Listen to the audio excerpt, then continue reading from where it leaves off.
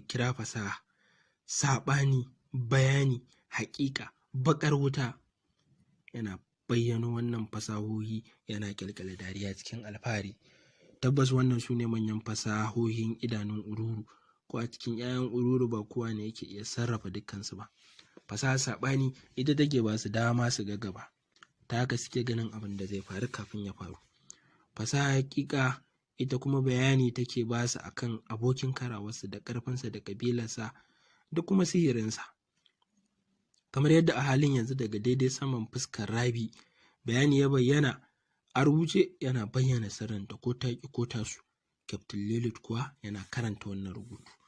Daga kan rubutun an sa suna Rabi, ƙabila Micro Nomada, Izza, shekara 1733, fasaha warkarwa, littafin marubutan farko, takobin waraka.